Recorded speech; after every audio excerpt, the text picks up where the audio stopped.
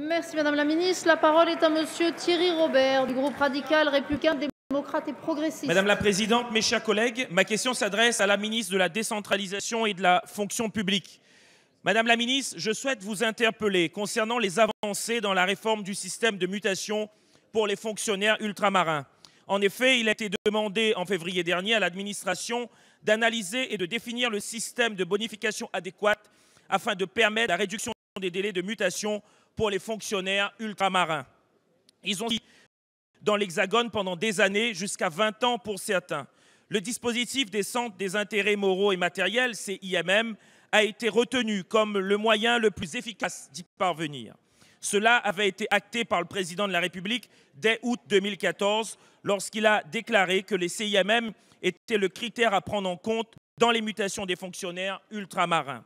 Cela doit permettre aux originaires d'être mutés plus facilement. En cohérence avec les déclarations du gouvernement, la mise en place des CIMM devrait déjà être effective. La DGAFP travaille depuis des mois sur les modalités de la prise en compte de la qualité d'originaire, quand ces critères existent déjà, notamment via le dispositif des congés bonifiés. Dès lors, qu'attend-on pour mettre en place les CIMM et garantir l'évolution attendue dans le système des mutations? C'est urgent, y compris en termes d'efficacité, s'agissant par exemple des effectifs de police qui ont besoin d'originaires pour une prévention plus efficace et enrayer l'insécurité qui progresse depuis quelques années à La Réunion. Depuis l'annonce du président de la République, le temps semble long aux fonctionnaires ultramarins. Ils attendent qu'on passe des annonces aux actes sur le sujet.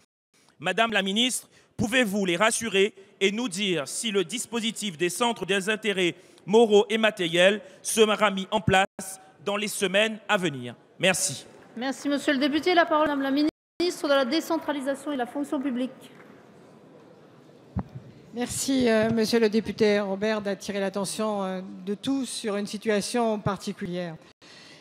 Il faudrait permettre aux fonctionnaires, dites-vous avec juste raison, d'être affectés en priorité dans leur région d'origine. Ce n'est pas simple compte tenu du statut de la fonction publique et je rappelle qu'ils sont d'ores et déjà, les éléments qui permettent à des fonctionnaires d'être mutés. La séparation de leurs conjoints, la situation de handicap, ceux qui exercent dans des zones urbaines sensibles, ceux qui sont placés en situation de réorientation professionnelle. Bref, un certain nombre d'éléments qui favorisent l'affectation dans la région demandée. Vous avez raison. En revanche, le président de la République s'est engagé en 2014 à améliorer la situation et nous avons pu discuter dans le cadre de l'agenda social et en particulier dans la négociation qui m'a permis de déposer en juillet un projet de protocole d'accord qui s'appelle Parcours professionnel rémunération carrière. Nous avons proposé dans ce protocole que les directeurs, les responsables de service puissent approprier les règles en fonction des éléments que vous avez dit.